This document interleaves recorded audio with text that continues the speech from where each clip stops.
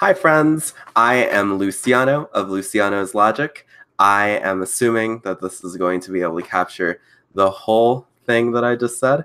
If not, I'll undoubtedly know. I am very excited to talk about a very unusual and interesting topic as someone who is fairly political. Today, we are going to be talking about the government shutdown and what is a government shutdown, the people that it affects, and also, at the very least, what I imagine would be a humanistic response to the government shutdown. If you guys just heard my iPad go off, sorry, I'm using it as a place to put up notes so that way I can stay a little bit more focused in today's little chat. I am very excited to be here today. This is a really important topic, and the government shutdown is not over yet, despite the fact that Democrats want to end it as soon as possible. In fairness, and I'm going to do my best to make this as solidly neutral as possible and not be particularly biased, although that's difficult for me. Both sides want to end the government shutdown.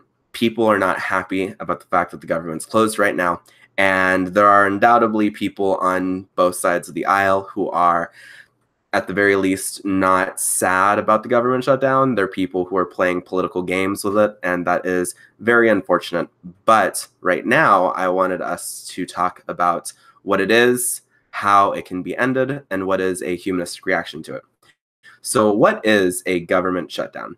A government shutdown is a state that government agencies enter when the appropriate appropriations bills, which are funding bills for federal agencies, are not passed by Congress or are vetoed or otherwise overruled by the president. It's a really frustrating state for a lot of government agencies, and it affects thousands of people every single time it appears, every single time a government shutdown happens. And it's something that happens not super commonly, but in 2018, there were 3 government shutdowns, although one of them was over a weekend and didn't affect, as far as I know, didn't affect any people in any particular negative way. Like, it didn't affect their ability to make money or something. It didn't affect their ability to go to work. It didn't affect their job security. This one is not like that. And the one at the beginning of 2018 wasn't like that either. The 3 that happened in 2018 was one in January of 2018, one in February of January 2018, and then one in December, which is the one that we are in right now. And the one that's happening right now is that the president is threatening to withhold funds to government agencies, assuming that there's not an appropriate level of funding for the border wall.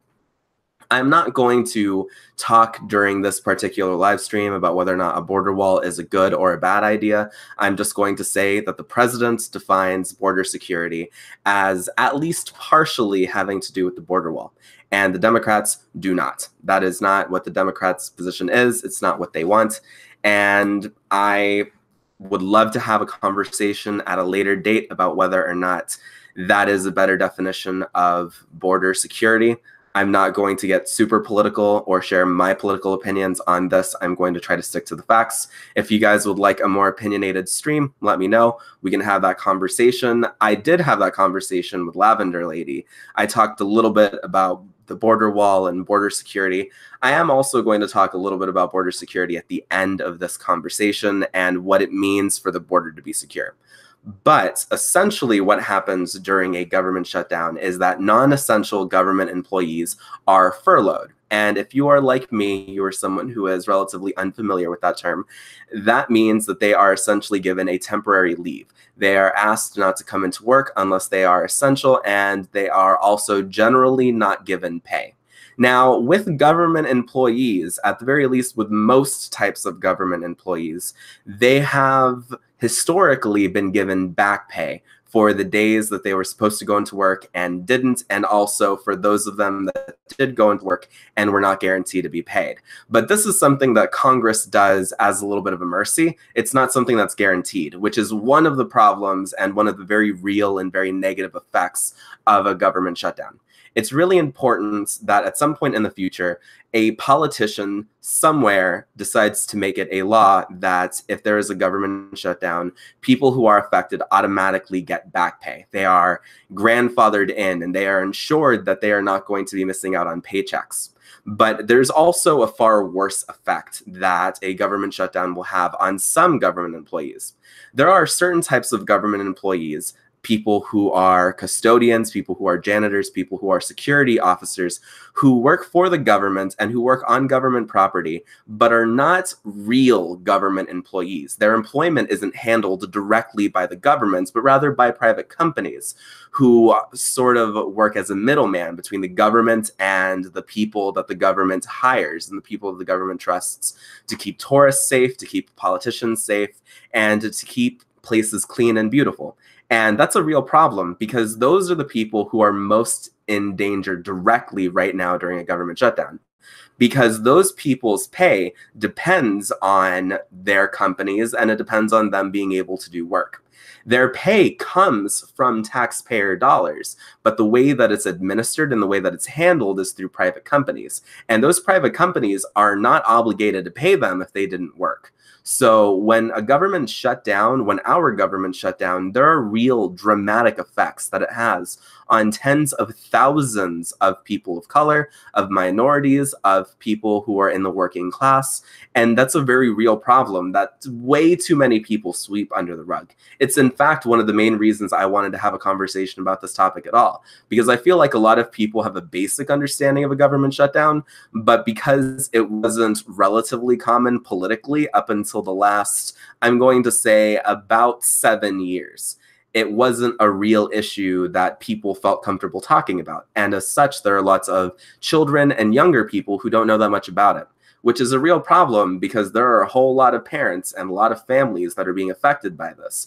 And despite what Trump and a lot of conservatives would have you believe, not all conservatives, but at least some, the people being affected most severely by this are not the people that they want to be affected. They're regular working class Americans and documented immigrants who work to make places clean, to help keep people safe, and to help make sure that administrations run properly. So it's a real problem that's going to affect a lot of people, not just the government employees, but also people who benefit from the services that those types of employees provide. It's going to have a negative effect on them. And it's part of the reason why if you watch news coverage, you might see people volunteering to clean up places. And you might see people working overtime to help keep places clean, because the people who actually helped keep public places clean are people who are not being paid right now. And they're people who are not working, even if they want to work.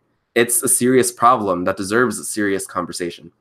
And the reality is that this is something that affects everyone. This isn't just something that affects your friends who are federal government employees. It affects you in ways that you might not have been aware of. Also, just so you know, I cannot read the comments right now. I wish I could. That would be very distracting. I'm going to try to look at comments. Yeah. So another really good point, which is something that Duke just said, actually, no, it's something that Mrs. Snarky just said, is to be worried about people on food stamps and other benefits that people rely on, because a lot of those programs are considered non-essential. And there are people who are going to be affected when those services are either canceled or delayed. And a lot of people need to understand that this isn't going to affect, for the most part, people who are already on these programs. People who are already on these programs are generally going to continue to be able to benefit from them. But during government shutdowns, a general rule that happens with lots of different agencies is that if people apply to become a member of or a beneficiary of these programs, they're automatically going to be denied, and they're going to have to at least wait until after the shutdown is over in order to reapply. And that's something that I actually wasn't able to get that many notes on, but when I share my notes for this, either tonight or tomorrow, I will make a note to come back and to share statistics that talk about that. But as a general rule, a lot of the stuff I saw, especially when it came to stuff like Medicaid, is that people who are applying for these programs were automatically denied, or they were told that they were not going to be able to be accepted right now and that they should apply later. And that's obviously really frustrating, because when you apply for a service like food stamps or Medicaid, it's not generally because you're in the sort of place where you can afford to wait. It's often because you have been in a difficult situation for a while, and you realize now that your situation is so dangerous that if you don't get assistance, your life is going to be in danger, or your health is going to be in danger, or even your healthcare is going to be in danger. And that's something that's really frustrating. So how does a government shutdown end? A government shutdown ends when the president signs the appropriate bills, and the appropriations, as in the discretionary spending, is sent out to all of the needed agencies. That's how government shutdowns come to a close. But you see, the problem with that is that that relies on the president. And up until this administration, although I know some people would like to argue that the administration before this was the same way, there has been people who are reliable in office. And whether you like them or not, whether you think they were good people or bad people, we could all agree that as a general rule, most of these people were people who wanted to see the government working because they were in power with the government. And if the government didn't have any power, if the government wasn't doing anything, they lost a lot of the power that they had. So if you have to think about this as pragmatically as possible, that's definitely one way with which you could look at it. These are people who, as a general rule, wanted and understood the importance of the government working. And because of that, we didn't really need to have a conversation about how to permanently end government shutdowns. Although I would argue that we really should have. Like, we should have made it so this was no longer an option, especially because this is far from the first administration to take advantage of a government shutdown. It's just not. Government shutdowns have been weaponized for the last couple of decades whenever they came up by either the party in power or by the party that was the minority and that was generally at least somewhat responsible for the government shutting down in some capacity or another. And I'm going to argue that in most cases, both sides have at least a little bit of blame, and I feel like that's probably the case here. But it is a difficult sell for a lot of people, and I would argue that as a general rule, the party in power has more of the blame, unless you're talking about like hyper specifics. And I personally feel as though the party in power has more blame in this specific situation, especially because they controlled both chambers of Congress up until a couple of days ago. And what happens now, and the conversation that humanists especially need to be having, is how do we stop politicians from weaponizing government shutdowns? And you see, there's a way that we actually can, because there is a thing called a continuing resolution. And a continuing resolution is a political tool, and it's a legislative measure that Congress can pass to protect certain agencies. And it actually has been passed in the past, and it's going to surprise you when and who helped pass it. So, in order for that to be clear, I feel like it's worth pointing out that in 2013, there was a bill called the Pay Our Military Bill, and what it did was it made sure that the Army and other people, including civilians and including the other branches of the military who were involved in national security, continued to be paid. And you see, that was really important because in 2013, there was a government shutdown. But that bill was passed unanimously in both chambers of Congress, and it helped ensure that no one in the military and that most of the civilian people who worked with the Department of Defense and the Department of Homeland Security and other vital agencies went to work and got paid. And that sort of resolution could pass again and again. And if those sorts of resolutions pass, you see, that's another thing that I'm going to talk about. Purple rhymes with orange, so don't worry, I got you. But what a continuing resolution does is it appropriates a certain level of money for government agencies, so that way those government agencies can continue to operate without having to go into a furloughed state or into a shutdown state when there is a government shutdown. It makes it so that government agencies that are considered vital can continue to operate like normal, and it protects government workers, including civilians, and depending on how it's worded, it can also protect people who are contracted, as in the sorts of people that I was talking about earlier, people like security guards and janitors. So that way they also get paid.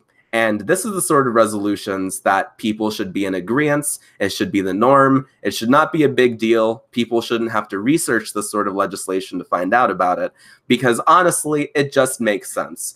If we are tired of politics being weaponized, if we're tired of fighting in Washington, then this is the sort of resolution that we should at least research. And it's frustrating that people don't know about it and that people don't talk about it, because these sorts of resolutions aren't perfect, and there are flaws worth considering when it comes to them. One of them is that it benefits the people in power, which is a real problem in situations like this, when a lot of people in the country think that the people in power are evil people. And once again, I'm going to evade getting hyper political in this particular discussion, although I've already said definitely partisan things. I'm not going to say that people I disagree with are evil. I am going to say that I disagree with them and that I think they're wrong, but that's a conversation for a different day. We should have this sort of resolutions. We should have this sort of legislation, because the reality is the people who are being negatively affected are not the people who are in Congress. Those aren't the people who are worried about whether or not they're going to be able to pay their rent. Those aren't the people who are worried about whether or not they're going to have a job in a week. And that's part of the problem, because the people who are suffering here are the people at the bottom.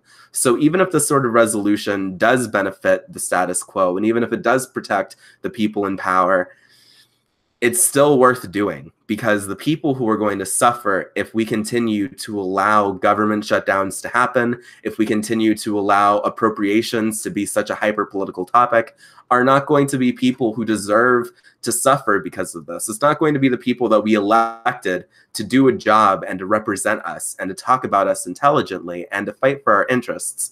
It's going to be the people who deserve better. And it's a real problem.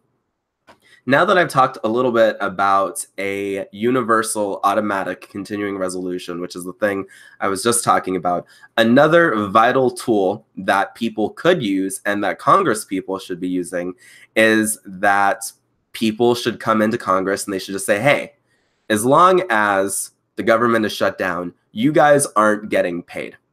Not just that, if anyone makes donations to either party, those donations automatically go to people who are not able to pay their rent, to government workers who aren't getting paid, to people who are furloughed.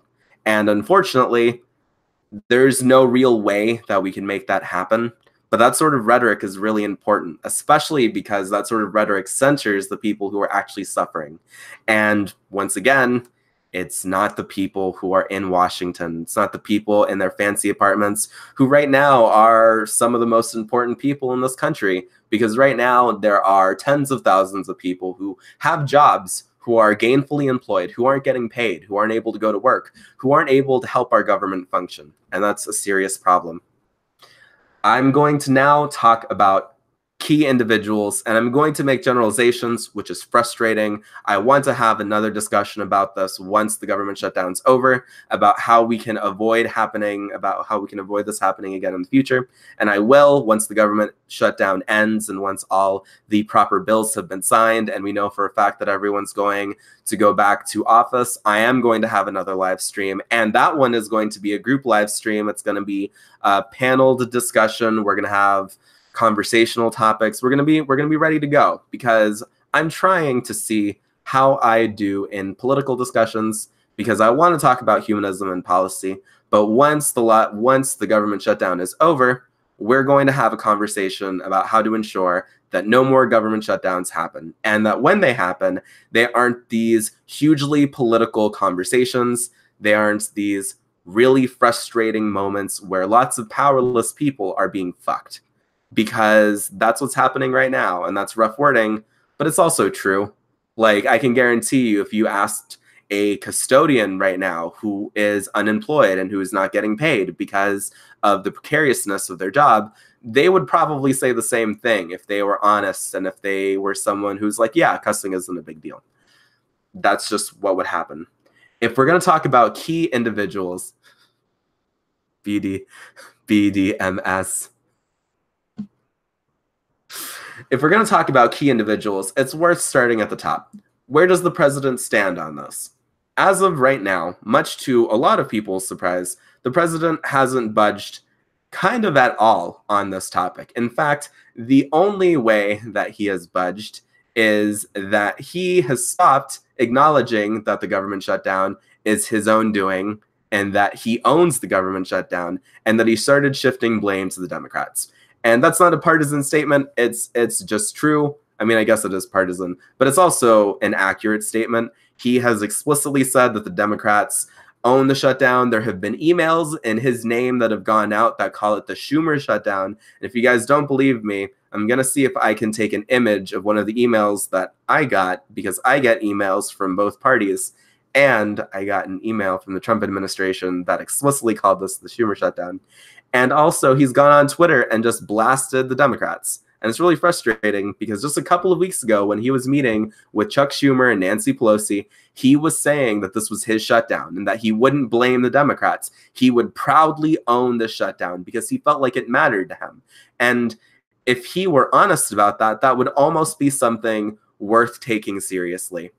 But it's not, because he is backing down from the most important part of all of this, his ownership of it.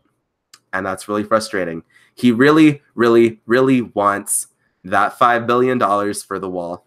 And purple rhymes with orange is right. It's not hard to believe, but it is frustrating. Like, it's not about whether or not we should have trusted him. We shouldn't have, if the past informs the present, which in politics it often does.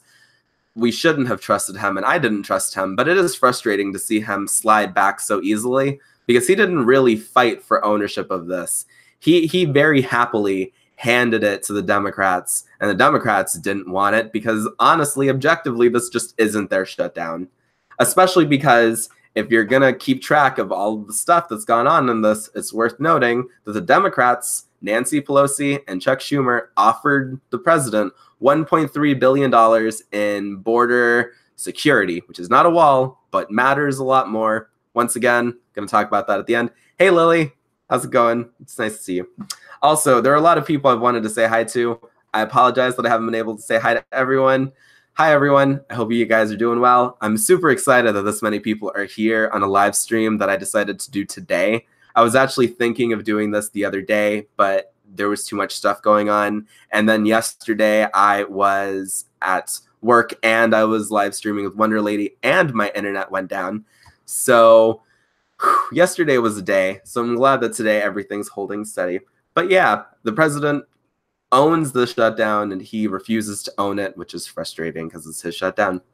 Key Democrats stand for border security. They have fought for the $1.3 billion to be given in the name of border security, which once again means a lot of things, but gonna get to that at the end.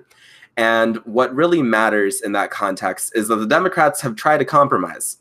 Whether you like compromise or not, and it's fine to not like compromise, I'm not going to say that we should all compromise everything. That doesn't make sense, especially because when it comes to politics, I'm not fond of compromise. But the Democrats tried. And it's important that we acknowledge the reality that the Democrats did not want this shutdown. And I'm going to say that as a whole, the Republican Party didn't either, even if they have sort of rallied behind the president. But as a whole, I'm going to argue, to be fair and balanced, that the Republican Party as an institution probably doesn't want this fight, even if they stand to gain more from it than the Democrats do. They don't want it. No one wants it aside from maybe the president. And that leads me to, where do key Republicans stand in all of this? Key Republicans have rallied behind the president, at least in public. Whether or not they feel as strongly in private is up for debate, and it's difficult. It's difficult to know for sure. And it sucks that it's difficult to know for sure. It sure would be nice if we could just know everything and we could just know what it is that people actually mean and how it is they actually feel about these sorts of things. We don't. So it's not easy for us to just ascribe intentionality to a lot of these things. Although this fight was very much intentional, I have a feeling that the president thinks he's going to win this fight. I don't really know what him winning this fight would even look like, if I'm being completely honest with you. I know what he thinks it would look like. He thinks it would look like him getting $5 or more billion for the wall. That's what he thinks it would look like. But what an actual pragmatic victory would be for the president in this situation is more complicated than that. Because the wall is not a popular proposal, and government shutdowns are not popular. Government shutdowns don't benefit anyone, and they aren't benefiting this administration. The president claims to be an America First president, but the Republican Party is committing wage theft by fighting so hard for this shutdown. There are lots of people who are going to work whose money is not guaranteed. And that's really important, because I'm not talking about the people who aren't going to work. I'm not talking about the people I keep talking about in this conversation, which are people like the janitors and people like the security officers and lots of other really important people who do lots of really important work. It's easy to shit on janitors and security officers, but without them, our places, the places that we go to be tourists, the museums, the public exhibits, the galleries, all of those things would be a lot less safe, and they would definitely not look as pretty. The work they do really matters, and it's important that we treat them like human beings, we acknowledge the validity of their work, and we call for them to be given their wages. But the people who actually run the government on the day-to-day basis, the administrators, those are the people who are not guaranteed pay. I'm not just talking about the people who are furloughed, the people who aren't going to work right now. I'm talking about the people who are actually essential employees, whose pay, for the most part, isn't guaranteed. And there's a lot that we can do to pressure Congress into making sure that they honor their general agreements to pay the people who went into work and also the people who are furloughed. But the reality is, if they decide not to do it, there's kind of nothing that we can do to really force their hand. So right now, there are a lot of people. There's an estimated 2.1 government employees who are not people who work for the post office, as in federal non-postal government employees. And of those 2.1 million, an estimated 400,000 are furloughed right now. And there's a potential of 800,000 being furloughed in the future if this continues long enough. And this has the potential to continue on 4 weeks. That's another thing that we really need to realize. Like, it's easy for us to think that because the Democrats have power now, they're going to be able to work their way out of the situation. We have to acknowledge that for all of the stuff that your guys' comments are really distracting. I'm glad I stopped to see them because it gives me chances to take like a breath, but they are really distracting. That stuff about Tauruses because someone's a Libra. I'm a Scorpio. I don't know anything about like astrology, but for anyone interested, I'm a Scorpio. My birthday is November 16th. But there are a lot of people who have very real threats because of this. There are people whose works are no longer guaranteed. There's people whose jobs are no longer guaranteed. There's people who might not know if they're going to be getting back pay. And the reality is, even if you are someone in a situation where you do get back pay, this can permanently affect your life. Like, Taurus, maybe there are people, Jesus, I'm getting really distracted now. I've been talking for 28 minutes straight. There are a lot of people whose lives are at risk here. I keep coming back to this because as a humanist, this is the thing I care about. I don't give two shits about the actual politicians involved in this right now, which is weird because I want to be a politician. But I understand that the people whose lives are actually going to be affected by this are not the politicians. And that's something that it's important we keep coming back to, because one of the most important things that we can do in this situation is we can call our Congress people, we can call our representatives, we can call our senators, and we can demand that they donate their money to people who do not have money and to people whose livelihoods were directly interrupted by this. And we can also demand that they pass legislation guaranteeing back pay. And it's frustrating that that isn't enough, because as Purple Rhymes with Orange just mentioned, there are going to be late fees, and there are going to be people who have bad credit, and there are going to be people who just don't have the means to stay secure where they live while they wait for their back pay. And those people could be rendered homeless because of this. And if they're rendered homeless, who knows if they're going to be able to get to work on time. And if they're not able to get to work on time, they can be terminated. And that means that the government shutdown could have directly cost them their jobs. And yeah, we're talking about the worst case scenarios here, but when 400,000 people are furloughed, and those are the people for whom the situation is the best it can probably be, all things considered, those are people who are going to suffer, and those are people who exist. There are going to be people whose lives were directly negatively affected because of this. My screen is buffering. I sure hope I still have internet and that my internet didn't just go out, but I'm going to assume it didn't, so I'm just going to keep on going. So now I wanted to get to the last part of this conversation. How is it that humanists can respond to the government shutdown? Humanists can respond to the government shutdown by directly acknowledging the political theatrics of this situation. We can directly acknowledge that this is political theater.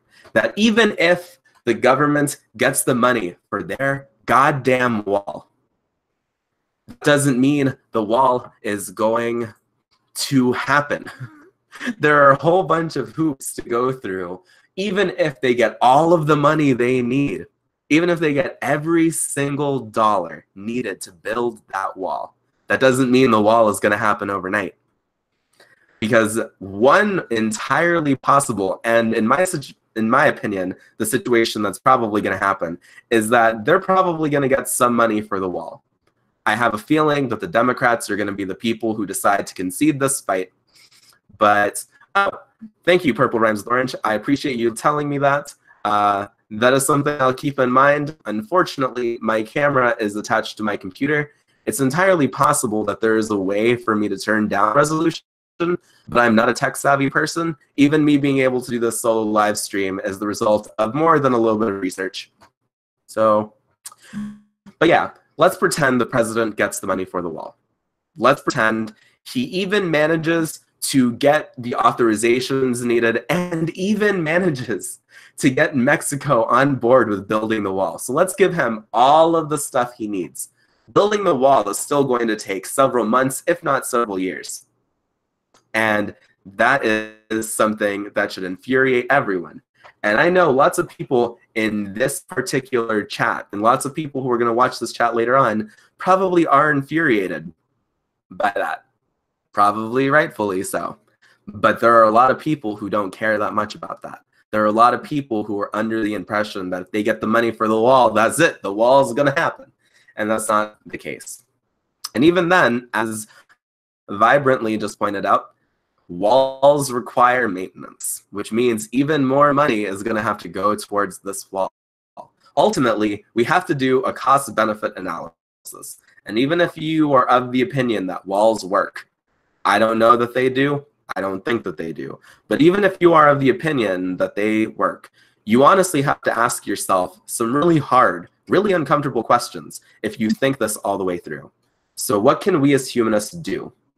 We can remind people that this is political theater, that people on both sides are performing, and that people mean what they say. If the president says he wants the wall, I'm going to believe him. I'm going to believe he wants the wall. I'm going to believe that he's convinced that the wall will achieve some objective, maybe not deterring undocumented immigrants. Maybe that's not the purpose of the wall in the president's mind. Maybe it's a symbol. But he's still going to think that it achieves some objective. What we have to say is it worth it? Is it worth the damage that this is going to do? Not just to actual people, if that's not enough of a reason, but if you're someone who is a malicious, bad person and you care about the economy more than you care about human lives, then you have to understand that this sort of political theatrics makes our place in the global marketplace less stable. This has a negative impact on various industries. This doesn't just affect government services. This affects the stock markets. This affects the banking industry. This affects the home lending markets. This affects tourism. There are so many industries that are negatively affected by this. So if you're the sort of person who has to think of things in terms of numbers and dollars, there are real arguments for you to be standing with us right now and being like, hey, the government shutdown should end as soon as possible. And that's the real tea. That's honestly all we should have to say about this. But more than that, we have to remember that there are real people who are going to be hurt by this. We have to demand that our government do better. And we have to demand that our government put in place protections that enable the government to continue operating regularly, even if, sorry if I just got really loud, didn't mean for that to be as loud as it did. My bad, guys. But we have to put in place protections that enable the poorest among us, the people who are most at risk, to be protected. Because those are the people that all of us should be caring about. Unfortunately, we live in a society and we live in an economic system and a cultural system where our automatic thoughts go to ourselves. And that's the way it is for a whole lot of people. We think about how these things could benefit us. We think about how these things are going to affect us. And they are going to affect us. I can guarantee you every single person living in this country and Americans abroad are feeling real effects. You might not be aware of it. You might not know how it is that the government shutdown is affecting you in a real and personal way, but I can guarantee you it is. And that's another thing that we should have a conversation about. Politics is everywhere and politics is everything. And it's unfortunate that that's the case. And it's also unfortunate that capitalism makes things the way they are. And that's a very anti-capitalist thing for me to say.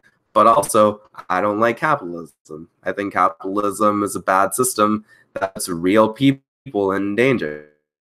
As in statement, when we have put prices on healthcare, when we put prices on education, we can see impacts that capitalism has on our mentality as a species. When we put prices on food, and when we cut off access to certain types of food because of prices and because of the economy, that's a problem. And it goes to show the extraordinarily dangerous impacts of capitalism. And ultimately, this goes into something that I've been saying for a while now. For those of you who don't know, I'm a leftist. I feel like I'm probably an anti-capitalist. I definitely don't like capitalism. I don't know enough about anti-capitalism to have a real, to be able to firmly apply that label to myself. But I definitely don't like the system that we live in. The system that we live in puts a price on a lot of shit. It puts a price on cleaning the planet. Can you imagine that? Can you imagine having the gall to say that it's too expensive to keep our planet safe, to keep our drinking water clean, to put a price on the labor done by farmers? There's something so gross about that. And it's incredible to me how many people will stand by and defend the current system, the current society that we live in, when there's homeless people, and when there are people who are dying of preventable diseases, not just because there are people who are anti-vaxxers, but also because there are people who are just too poor to afford healthcare. And years to come to the realization of just how deeply humane or ill-humane this is. I don't know which of those was grammatically correct, but it's such broken that puts a price on a life, and that puts a price on cleaning and maintaining and repairing the planet. Can you imagine hating the environment so much that you know how much it would cost you to accept responsibility and do something about it? Jesus Christ. So gross. And I know that took a really weird turn, or not a really weird turn. I know that took a random turn, but all of this is related to capitalism, because we think that there's a price that's too expensive to pay for us to accept our responsibility, not only as people who signed the social contract, but also just as a species, to protect other people. and to protect ourselves and to protect our neighbors. And it's just so disgusting. And that's part of the reason why I eventually want to run for office. I'm still determining what my platforms are, but I do know that I'm a humanist. I do know that I care about human beings. And I want our government to work for the people. I don't want it to work for the hyper rich. I don't care if the hyper rich get rich by working with the government. That doesn't bother me. But I do want the government to work just as well for the poorest people in the country as it does for the richest. And that's the thing that matters. We have to work to protect people. And I'm going to go ahead and start to wrap up this because I think this has gone on a while. I would like to have another political live stream probably in the next couple of days. I like experimenting with this, and I want this to be another series that I do on the regular because I love politics. In case you guys don't know, I love politics. I just really like politics. And I really liked politics back when it was fun to really like politics, and not when all of politics was just like, how much of a hellscape do we live in? How much of a post-apocalyptic planet or society are we in before the apocalypse? Like, there was a time when it was fun to do politics. I hope to go back to that one day. Bye. I hope you guys have a fun time. I'm glad that people are liking this. I really liked this. I'm going to talk. I think in the next one of these streams, I am probably going to talk about more general things than specific things. But I might just end up doing what I do over on my other live stream on Monday nights, where I just talk about certain things. I think that's fun. I really like live streaming. People have told me that I'm okay. People have told me a range of things from I'm okay at live streaming to I'm good at live streaming, which is funny to me. I think I'm okay at live streaming. But yeah. So just remember, contact your representatives. Tell them they need to do their goddamn jobs, especially if they're conservatives, especially if they're Republicans. Contact them and tell them to do their jobs. I probably will do a short video where I talk about specifics that people can do in the next couple of days. I think that'd be fun as a little follow-up to this. But yeah, good night, everyone. I hope that this explained government shutdowns in a way that makes a little bit more sense to people. And I hope that I was able to hit specifics intelligently. But I'm going to let you guys go. We're going to do political live streams more often, so don't worry. If you like this sort of content, it'll be back. Peace out, friends.